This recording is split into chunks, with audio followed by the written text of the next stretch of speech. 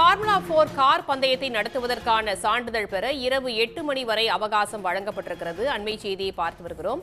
இரவு 8 மணிக்குள் சான்றிதழ் பெறாவிட்டால் பந்தயத்தை தள்ளி வைக்க வேண்டும் என்றும் நீதிபதிகள் கூறியிருக்கிறார்கள். கூடுதல் தகவல்களோடு இணைகிறார் சிறப்பு செய்தியாளர் ரமேஷ்குமார். ரமேஷ்குமார், விவரங்கள் என்ன?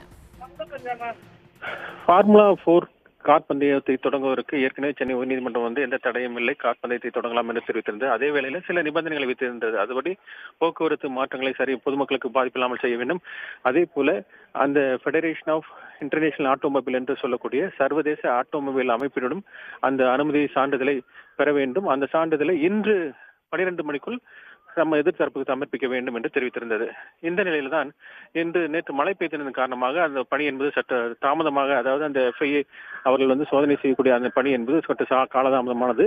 இதையடுத்து ஏற்கனவே உயர்நீதிமன்றம் 12 மணி வரையுமே காலக்கெடு கொடுத்துட்டதனால் அதை மீண்டும் கால நீட்டிப்பு வழங்க வேண்டும் என்று தமிழ்நாடு விளையாட்டு மேம்பாட்டு ஆணையம், அதே போல அந்த ரேசிங் நிறுவனம் சார்பில் ஒரு அவசர வழக்கு சென்னை உயர்நீதிமன்றத்தில் தொடரப்பட்டது. அந்த அவசர வழக்கினுடைய விசாரணை தான் நீதிபதி சுரேஷ்குமார் மற்றும் PB பாலாஜி ஆகியோருடைய அமர்வு முன்பு தொடங்கியது. அப்போது ஏற்கனவே தாங்கள் 12 மணிக்கு சான்று பெற வேண்டும் என்ற உத்தரவை திருத்த வேண்டும். 6 மணிக்குள் அந்த சான்று கிடைத்துவிடும் என்றும், 6 மணிக்கு முன் அந்த சான்று கிடைத்தவுடன் நாங்கள் பந்தயத்தை துவங்குவோம் என்றும், அதற்கு முன் எந்த பந்தயம் துவங்கப்பட மாட்டாது என்றும் அவர்கள் தெரிவித்தார்கள். மேலும் தொடர்ந்து அப்போ 6 மணிக்குள் கிடைத்து விடுமா என்று நீதிபதிகள் கேள்வி எழுப்பினார்கள். இல்லை என்றால் நீங்கள் 7 மணி வரை இந்த பணிகள் முடிக்க ஏதுவாக 7 மணி வரை வேணால் அவகாசம் கொடுங்கள் என்று அந்த ரேசிங் நிறுவனம் சார்பில் தெரிவிக்கப்பட்டது. அப்போது அரசு தரப்பில் ஆஜராயிருந்த அரசு கூடுதல் தலைமை வழக்கறிஞர் J. ரவீந்திரன் சான்று இல்லாமல் பந்தயம் நடத்தப்பட மாட்டாது என்ற அரசு உத்தரவாதம் அளித்துள்ளது. அந்த உத்தரவாதத்தை இப்போதும் கடைபிடிக்கப்படுகிறது என்றும் குறிப்பிட்டார். மேலும் தொடர்ந்து நீதிபதிகள் உங்களுக்கு 7 மணி வரை அந்த அவகாசம் போதுமானதாக இருக்குமா, அதற்குள் கிடைத்து விடுமா என்ற கேள்வியெல்லாம் வைத்தார்கள்.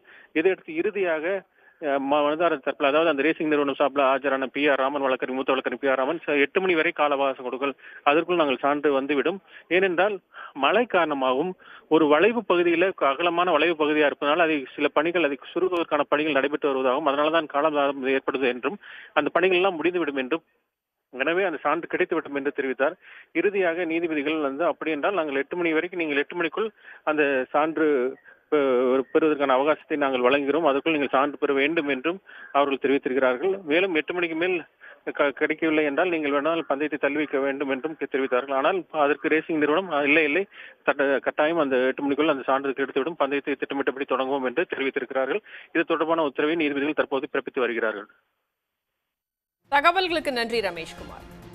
உடனுக்குடன் செய்திகளை தெரிந்து கொள்ள சன் நியூஸ் பெல் ஐகானை கிளிக் பண்ணுங்க.